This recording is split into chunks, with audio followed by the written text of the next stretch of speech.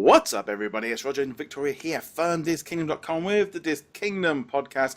On this episode, we're going to be talking about the new Jimmy Fallon ride that has opened up at Hollywood Studios. Now, Victoria has been lucky enough to be down there for this. And as an English person who probably hasn't really seen anything more of Jimmy Fallon than what he was like in Taxi and a few odd YouTube clips, I know very little about this. It has no kind of connection to me at all. So, what was the ride? What was it about? What's going on down there? So basically, I'm not gonna give away too much, but I will describe the queue basically. Yeah. So, the Jimmy Fallon ride has begun the trend of virtual queues. So basically, that's you get a ticket and then you're just basically exploring the room. It's sort of like a museum tribute to the Tonight Show, which has been very popular in American history over the last few years.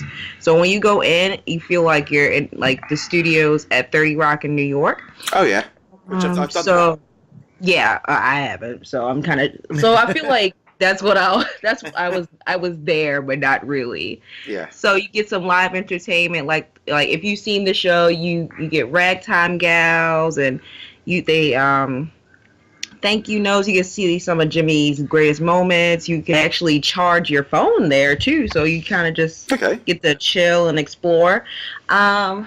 Once they call you, the room will light up the color of your ticket, and that's how you know you're going to move forward. So is that a bit like basically like an adult version of Dumbo? In a way, yes. Yeah. that's the vibe that I got. Like, now that you've mentioned it, yeah, that's actually exactly what it is. Yeah. But pre-show, pretty much you get a safety spiel from was it Questlove? It was one of the members of the group, so I'm pretty sure it was Questlove. And that's when you go into the ride. Now, the ride itself for me personally, it was okay. It wasn't like great, but I mean, I would ride it again, I guess, for the queue. Is it a brand new building or is it a refurb of an existing ride?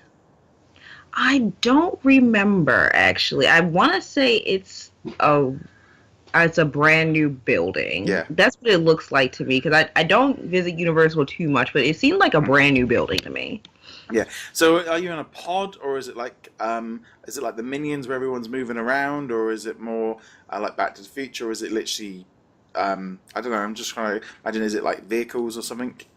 It's like a simulator ride. So you put on some glasses and you're basically racing Jimmy Fallon from the studios, and then you just accidentally come into New York. So again, not trying to give away too much, but it's like a simulator basically. Okay, so was there lots of? I mean, obviously the first weekend, I suspect was busy, but I suppose as well with that interactive queue, you kind of lose track of how long you've been waiting.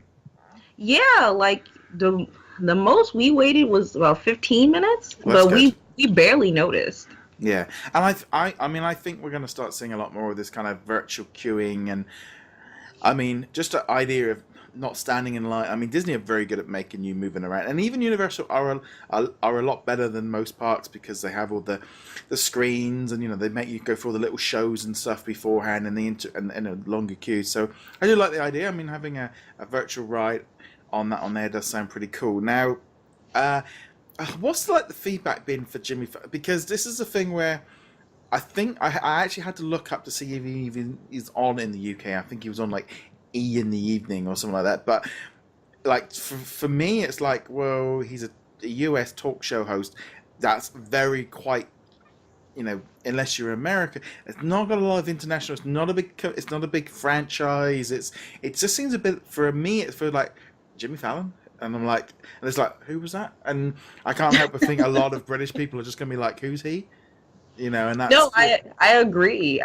Like, I feel like it's more so for Americans, but I mean, I'm a Jimmy Fallon fan, so it was kind of like cool for me. But when I first heard it myself, I was like, really? Yeah. Like, you're getting a ride? Yeah. I mean, we see a lot of like James Corden, obviously, because he's British, and that kind of thing of like he's doing well in America, so therefore it comes back.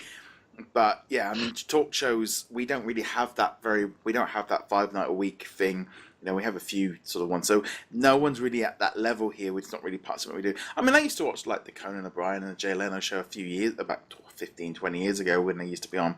But generally, it just seems like quite an odd, and I don't really feel like there's really. I mean, obviously he was there at the event and he opened it with his family and he had his daughters there. Were you there for that, or did you go in a little bit later? I was actually on my way back home when that happened, but I did watch it on the plane. I was actually there for the day before when they were actually shooting a segment, and then I was there for a show taping. Okay. So, right. yeah, I was there. Went to see the show as well. Did you get them recorded? Yes, I did actually. Ooh, what was that like? It was very like top secreted, but it was very hilarious. Cool. Like, obviously I can speak on it now because it's already aired, but so they lined us up in the back near the Blue Man Group building. Yeah. Once we went in, we got into our seats. They had a hype man basically get everyone warmed up, explain to us the rules. Then they brought the Roots in. Explain, we're gonna show you when to clap and to cheer and do as much as you like. Just be hype, be animated. Then they did an interview with The Rock, showed their segment from earlier, which was I'm sure guys, people have seen clips of them dressed up as mascots as each other. Yeah. I was there for that actually. I didn't get a picture, but I saw the big reveal. Oh yeah, so you actually got to see The Rock at the event then. In person. Mm-hmm, yeah. It was The Rock, Big Show. Yeah. The mayor of Orlando, Blue Man Group, the Minions. They had a lot of people there, so it was very fun. Cool, and I suppose as well because he was down there for WrestleMania, Hall of Fame, and then I think he also went over to the Magic Kingdom and took a couple of rides on the Jungle Cruise because he's going to be doing that movie. So obviously it was kind of a good week for him to be down in Orlando for that. Yep, he was very, very animated. So like he's getting a lot of business in with the acting right now, especially with that new ride coming back. So you'll know he'll be back at Universal soon for his ride unveiling. Yeah, that's pretty cool. I've seen The Rock wrestle quite a few times, so it's that kind of thing of he definitely and he knows how to get the live crowd going as well. Exactly. He knows how to work a crowd. Yeah. So generally, like the Jimmy Fallon sort of attraction, back to that one there. Kind of, if you could like rate it, sort of maybe out of 10 stars, what would you kind of give it? Honestly, I would say a 4. Ooh. Like I know I hate saying that, but it's sort of like how Kong is. The queue is better than the ride. Yeah. Which is sad to say. Yeah, it's that's it. It definitely it's an odd one. I think it definitely, in some ways, they've not really hyped up as much, maybe because they know that it's a little bit of a weak one. It's not quite so. It's an attraction to have, and also I'm guessing as well they can probably outsource it to another franchise quite easily. I suspect if they've got the technology there.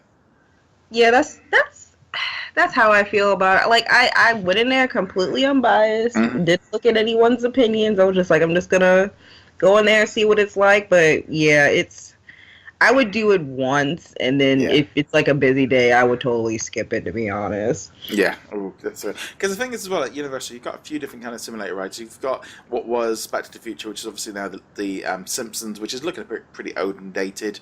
You've also then got the Minions, which is just I will never do again. I just loved it. I just couldn't do the queue. The queue was so dull and boring for that one. But yeah, there's not really a lot of simulators over at Universal, other than the amazing Transformers, which is still one of my favorite rides. Yeah, I really did I like that and the Mummy. Yeah, I must admit, the Mummy is the one I went on that one. My wife was outside. I went in, hardly in a queue. I didn't have my glasses on because I didn't know what it was going to be. I remember getting off the other end. It was like, yep, okay, I think I won't be doing that one again. It was just that was a little pretty scary. But no, it's good to see Universal kind of adding some different attractions. That isn't Harry Potter. Yeah, I mean, I'm not mad at Harry Potter, but I also like the idea of the virtual queues. Apparently they do too, because they're going to extend that into Volcano Bay as well, from what they announced. So yeah, I think there's sort of the whole queuing up thing. I think, the idea of doing these sort of pager system virtual queues, time, fast pass, all these ideas are just trying to let people wander around without just standing in line, just It just sounds a better way. And as well as that, if this ride isn't maybe going to be an A-class top ride, it will feel even quiet. It will feel quieter. And as you said, if you're waiting 15 minutes, and also if it's not an amazing ride, people won't mind waiting if they're having a bit of a walk around and not feeling like they're queuing up for it. Yeah, that's true. Yeah. All right. On that, anything else you want to add about that attraction before we end off this episode? I mean, I know I gave it a bad rating, but I would still say ride it and make a opinion for yourself. Yes, okay. And if you have been on it or you're going on it, let me know in the comments below or get in touch with us on the different social medias about your thoughts on it. As per usual, guys, you can always hit that subscribe button or a like button or follow button, whichever platform you are following this one on. You can also find us on the social medias. Where can they find you on the interwebs, Victoria? I am on Twitter at He Calls Me PP and Instagram at He Calls Me Pineapple Princess. Okay, on that note, guys, thank you very much for watching. We shall see you guys soon. Laters.